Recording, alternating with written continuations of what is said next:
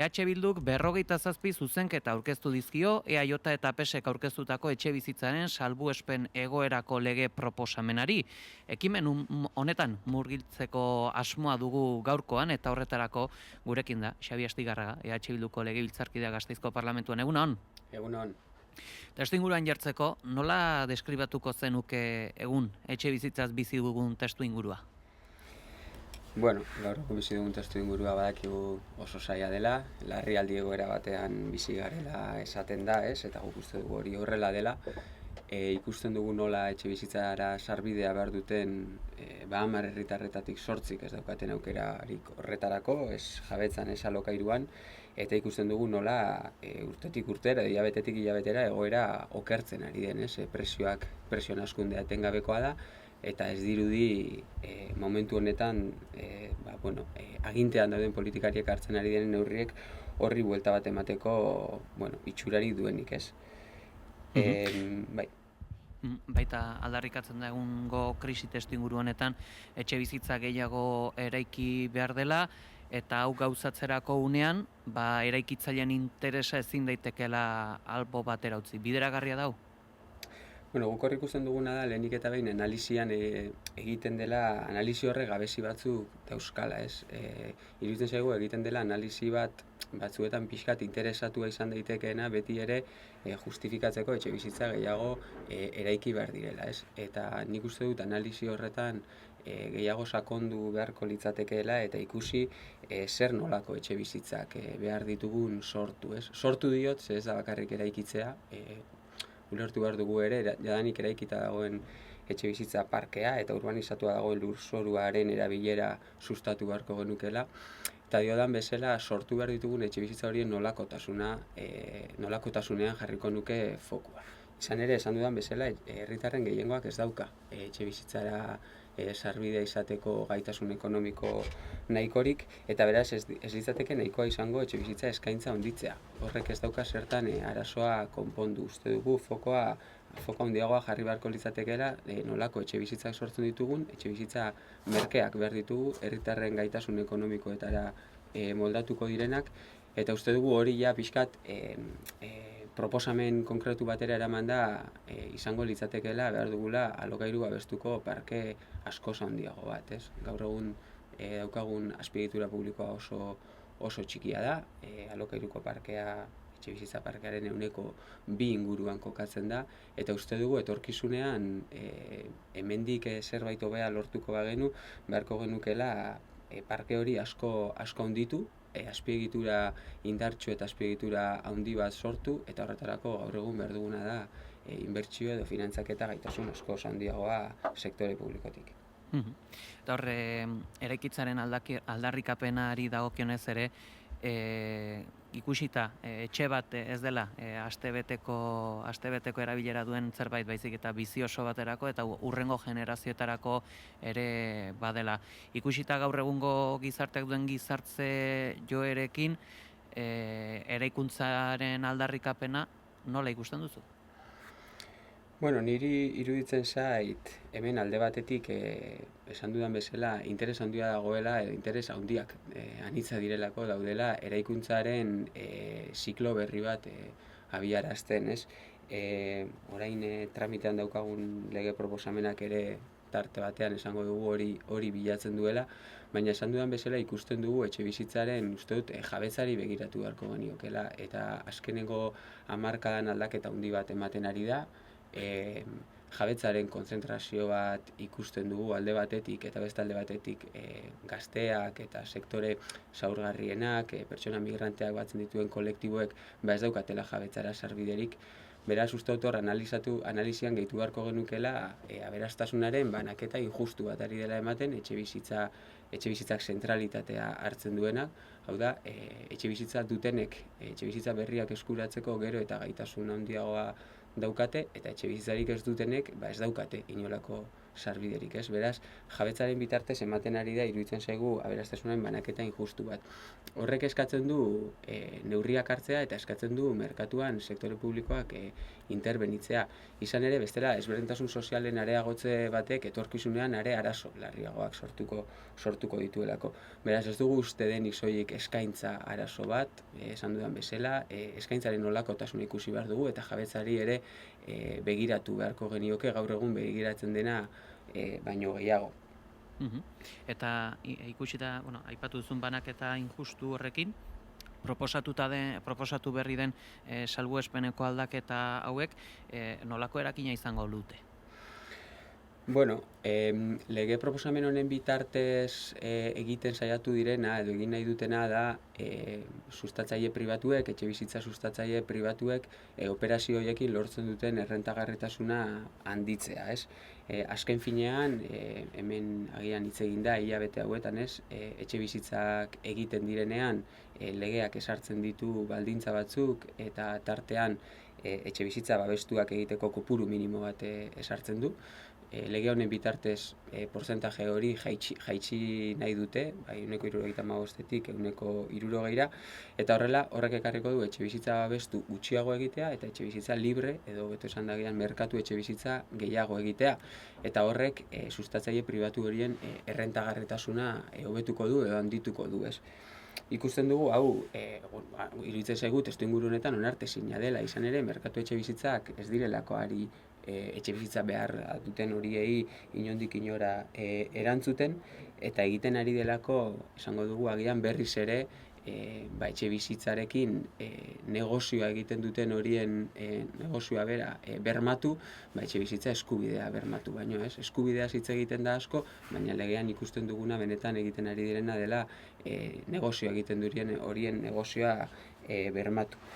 Iruditzen zaigu horregatik kontraerreforma bat dela lege hau, 2006an ezarri ziren estandar batzuen aurka egiten da, edo estandar horiek jaiztearen alde egiten da, eta iruditzen zaigu testuinguru honetan eta krisialdi edo larrialdi testuinguru honetan onartezina dela, ez?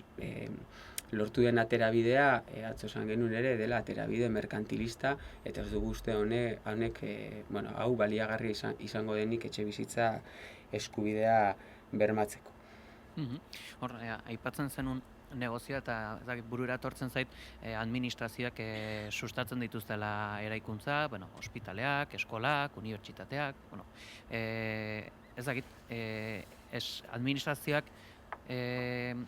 eskatuko balu ehunean etxe bizitza batzuk eraikitzea, prestutasuna edo badago eraikitzaileen aldetikan hor behintzat modu justu batean eraikitzeko edo behintzat irabaziak ahalik eta zentzurik etikoenean lortzeko negoziorik eta kostuak eta prezioak puztu gabe, halakorako aukerarik bada gaur egun?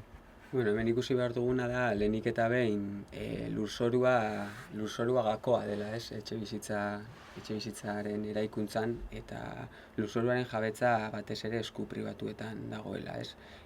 Gaur egun arte, esango dugu, negozio dirutsu bat, diru sarrera handiak eman dituen negozio bat izan dela, 2008ko krisiak agian dena pixkate aldrebestu zuen, batzuentzat bereziki, baina iniziatiba sustatzaile pribatuetan eskuetan dago, batez ere beraien adielako lurzoruak, eta orduan horrek ematen die presioa egiteko botere handia, hori da pixkat errealitatea. Ez orduan legeak ezartzen ditu estandar batzuk, horiek bete behar dituzte, baina hori jaisteko presioa egin dute, eta guri iruditzen zaigu lege hau egin dela sustatzaile pribatu horien interesei jarraituz eta beraien presioaren eraginez, ez? Horren aurrean zer egin daitekeen? Legeak berak ere aurre ikusten ditu aukerak, ez? Izan ere, ulertu behar dugu lurzoruaren jabetza, etxebizitzak eraikitzeko planifikatua dagoen lurzoru baten jabetza erabat lotuta dagoela bete behar batzuekin, eta da etxebizitza horiek eraikitzea eta epe batzuen barruan eraikitzea. Eta hori ez da betetzen normalean, eta horren aurrean iruditzen zaigu sektore publikoak interbenitu egin beharko lukeela, eta larrialdi egoera batean hori interes publikoagatik justifikatuta dagoela. zer gertatzen da, alde batetik borondate politikoa behar dela horretarako noski, baina beste alde batetik baita ere inbertsio gaitasuna edo finantzaketa gaitasun handia behar dela. Azken finean, etxe bizitza promozioak egitea inbertsio handia eskatzen duelako, ez? Hortara dator guk uste dugu egin berri dugun, aurreko astean egin dugun proposamena, eta da aurrekontuen testuinguruarekin lotuta 3.000 milioi euroko funts publiko bat sortzearena. Iruditzen zaigu lehenik eta behin sektore publikoa indartu egin behar dela arlo finantzarioan, giharra atera behar du inbertsio gaitasunean, eta beharrezkoa den eremu horietan edo beharrezkoa den promozio horiek aurrera ateratzeko finantzaketa nahikoa izan behar duela. Horretara dator guk proposatu berri dugun funts soziala, eta horrek elikatuko luke azpiegitura 100% publiko bat. Alokairu babestuko azpiegitura publiko bat, uste duguna etorkizunean indartu beharko genukena.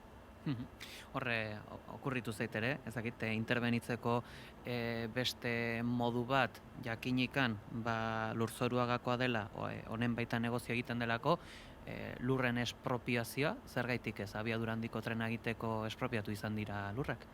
Bai, badirudi hitz edo kontzeptu madarikatua dela ez askotan, baina zuk esan duzun bezala beste azpiegitura publiko batzuk egiteko espropiatzen da. Eta bueno, uste dut ere hitz egin beharko genukela legean jasotako neurri badela.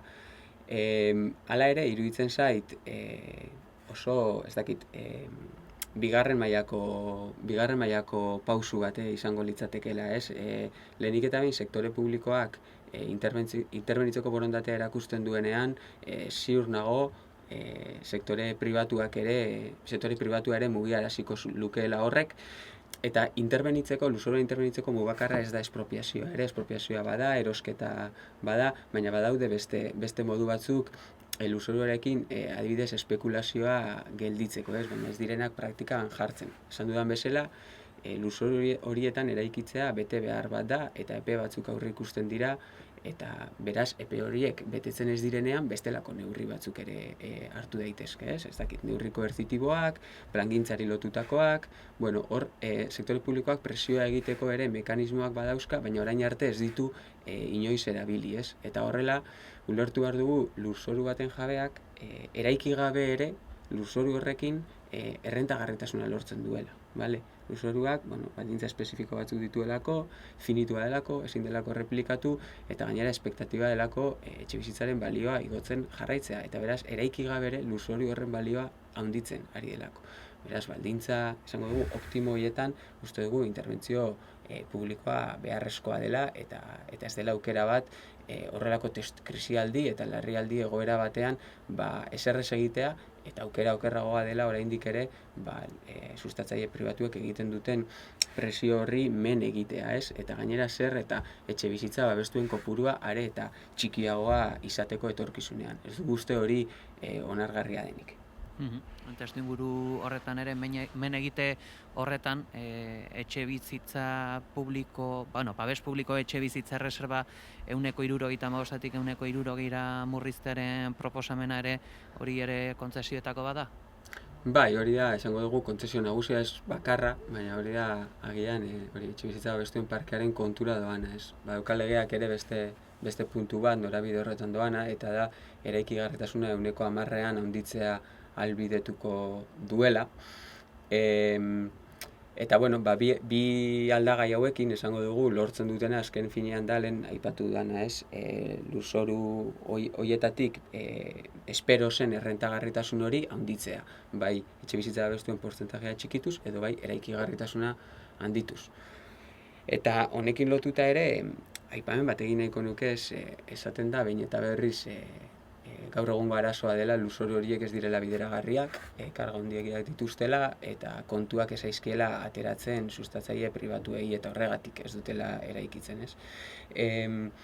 Hor, guk legea aurkeztu zen momentutik iruditzen zaigu, transparentzia ariketa falta handi bat dagoela, ez? Izan ere, hitz egiten da, lurzoruak ez direla bideragarriak, baina ez ditugu inolako daturik jaso, inork ez ditu zenbakiak mahai gainean jarri, eta bideragarritasuna ari garenean iruditzen zaigu minimoa izan beharko litzatekeela, gutxienez manejatzen diren zenbakiak, manejatzen diren datuak mahai gainean jartzea. Hori ez da egin ez da legebiltzarrean, lege hau tramitatu denean egin diren agerraldietan, beraz, esan dezakegu bideragarritasun falta hori zalantzazkoa, gutxienez izan daitekeela, eta guk hor gehituko genuke baita ere orain arte egin ez den lan baten ondorioa ere badela hau, Izan ere, 2015ko legeak, beste gauza batzuen artean, jasotzen zuen etxebizitzaren lurralde plan PTSA, plan territorial sektoriala egitea,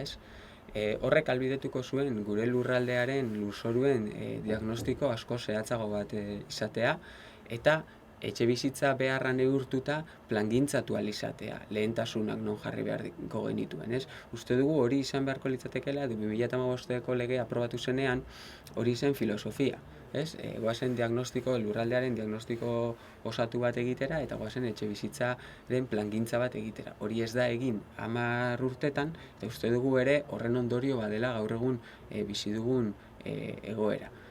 Badirudi orain, asmoa dagoela honekin hasteko, guk ados gaude, hau uste dugu egin behar dela, baina kontuan hartuta oso berandu gabiltzala lan honetan. Ez jakintasunetik ere galdetu beharra dizut, hor batzuetan okerrez banago gertatzen dela, babes publikoko etxe bizitza erreserbak ez direla zehatz-mehatz promozio nagusia eraikitzen den lekuan egiten, beste leku batzuetara eramaten direla, edo inguru batzuetan bildu egiten direla. Propioki ez dakit honek zuzeneko lotura ote duen salbuespenezko neurri hauekin eta lege proposamen honekin, baina testu inguru honetan ere, akaso halakorik badago, aukera badago ere honetan eskua sartzeko? Hemen lege proposamen honek ez dio heltzen horri, baina errealitatea da eta hori ere ikusarazi behar da. Legeak minimo batzuk sartzen dituela 2006tik,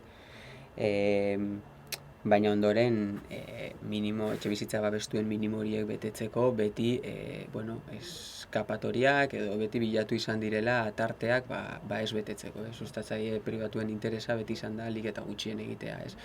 Eta tartean kasuistika oso anitza da, existitzen da zuk diozun bezala transferentziak, existitzen dira beste esango dugu utxune batzuk, baina errealitatea azken finean argazkia beti bera da, aurre ikusi diren etxebizitza libreak edo merkatu etxebizitzak beti egiten dira, eta etxebizitza babestuak edo beranduagorako uzten dira, edo beste toki batera transferitzen dira, edo hor ere inoiz ez dira betetzen, inoiz igual esatea gehiegi da, baina askotan ez dira betetzen planifikatuta dauden etxebizitza babestuen kopuru guztiak, Eta ondoren, urteak pasa ahala egiten da herrietan udalek egiten dituzte plan orokor berriak, eta plan orokor berrietan berriz ere esango dugu emaitza zeron jartzen da, eta berriz ere hortik plangintzatzen hasten da. Uste dugu hori ere badela utxune bat, baina lehen esandakoarekin erabat lotuta dagoela, sustatzaile pribatuek etekinak batez ere etxebizitza libretatik lortzen dituztela,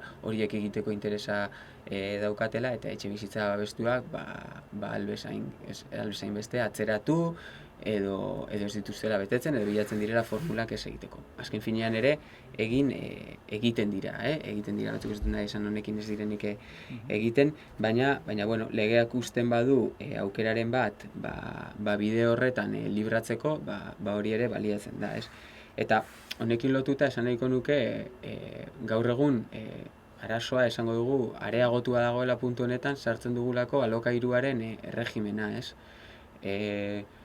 Orain, lege proposamen honek 2023ko estatuko etxebizitza legeak horrela derrigortzen zuelako lege proposamen honetan jasotzen da etxebizitza babestuetarako portzentai minimo bat esartzeaz gain, minimo horren barruan esarri behar dela alokairu erregimenean kudeatuko diren etxebizitza batzuen portzentajea.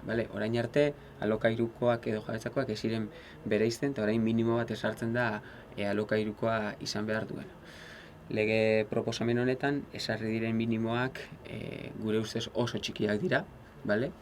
Ulertzeko erreferentzia bezala erabili da estatuko lurzoruaren legea, zeinak portzentaje txikiagoak dituen eta horren erdia esan da alokairurako izango direla, eta guk egin dugun zuzenketan proposatu duguna izan da gutxienez gure lurzoruaren legean aurre ikusten diren portzentaje minimoen erdia esartzeko, altuagoak direla. Eta esaten dut honekin arazo bat dagoela, izan ere alokairu erregimeneko etxe bizitzak sailagoak direlako errentabilizatzen jabetzakoak, baino jabetzakoak sustatzaile pribatuak saltzen ditu lehenengo egunean eta diru irabazia lortu ditu lehenengo egunean. Eta alokairukoak eskatzen dute kudeatzea urte askotan horiek errentagarri egiteko. Orduan hor ikusten dugu ere aurre ikuspenak egin gabe, badirudi alokairuko etxe bizitza horiek geldituko direla beti sektore publikoaren eskuetan, ez? Sektore publikoak berak egin ditzan. Eta uste dugu hori dela baita ere beste modu bat, ez? Sektore pribatua beti etekina bilatzen duelako eta gainerakoa geratzen delako sektore publikoaren eskuetan. Uste sektore pribatua ere horretarako dagoela, baina sektore publikoak birpentsatu beharko luke zein den dinamika, zein den jokatzeko modua, eta ea hortik pasa behar garen gaur egungo etxe bizitza larrialdiari erantzun egoki bat emateko. Zakit, proposamen akaso zora egingo dizute, baina demagun, administrazioak ere izaten du, parte hartzeak izaten ditu enpresa ezberdinetan, interesa izango balitz etxe bizitzen eraikuntza, zentzua izango luke Eusko Jaurlaritzak inbertsioren bat egitea eraikuntza enpresa batean eta bide horretatik ere eragiten hastea? Hemen Jaurlaritzak berak badauka sektore publikokoa den promotora publiko bat, Visesa izenekoa, hori existitzen dagoeneko, eta Jaurlaritzak sustatzen dituen etxe bizitzak Visesaren bitartez egiten dira, eta 2015-etik legeak horrela jasotzen duelako, 2020-tiko beto esan da, 5 urteko margena ematen zuelako, etxe bizitza guzti horiek babestuak eta alokairuan dira. Hori existitzen da, guk proposatzen duguna da hori asko indartu behar dela, bere gaitasun finantziero asko indartu behar dela, eta enpresa publiko potente bat sortu behar dugula. Hortaz gain ere, badago beste enpresa publiko bat, Alokabide izenekoa, eta honek egiten duena da kudeatu. Alokairu publikoetan bizi diren herritarren egunerokoa kudeatu egiten du. Beraz badaukagu enpresa sustatzaile publiko bat eta badaukagu kudeaketarako enpresa publiko bat ere. Azpiegitura aldetik esango dugu oinarriak ezarrita daudela, baina horien giharra asko handitu beharko litzateke une honetan interbentzio handiago bat planteatu nahiko bagenu. Guzti hauekin gelditzen gara, Xabi Astigarraga, EH Bilduko legebiltzarkidea, mila esker goiz honetan gurean izategatik. Mila esker zuei.